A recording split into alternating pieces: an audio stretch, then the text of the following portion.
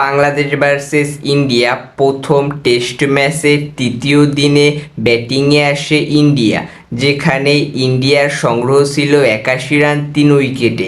এরপর অসাধারণ একটি জুটি গড়ে শুভমান গিল এবং ঋষভ পান্থ, যেখানে ঋষভ পান্থ ১০৯ রান করে ১২৮ বলে, যেখানে সে মারে ১৩টি চার এবং ৪টি ছক্কা এবং মেহেদী হাসান মিরাজের বলে আউট হয়ে যায়।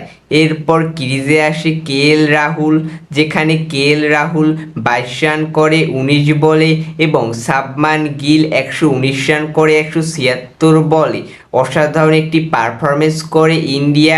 এরপর ভারত খেলা ডিক্লেয়ার করে, যার কারণে বাংলাদেশ দলের টার্গেট দাঁড়ায় ৫১৫ রান। জাকির হাসান এবং সাদমান ইসলাম প্রথম দিক থেকে অসাধারণ পারফরমেন্স করলেও তারা তাদের ইনিংস দীর্ঘস্থায়ী করতে পারেনি।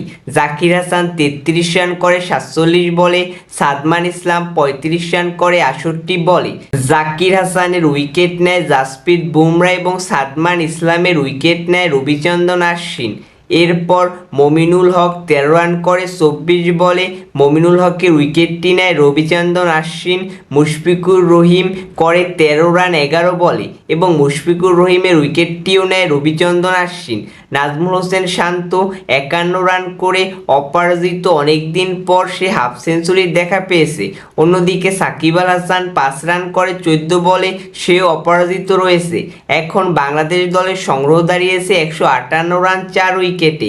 বাংলাদেশ যদি ভারতের সাথে জিততে চায় তাহলে বাংলাদেশ দলের প্রয়োজন এখনও ৩৫৭ রান। তো আশা করি বাংলাদেশ দলের প্লেয়াররা তাদের সেরা পারফরমেন্স করবে এবং ভারতকে ভারতের মাটিতেই হারাবে।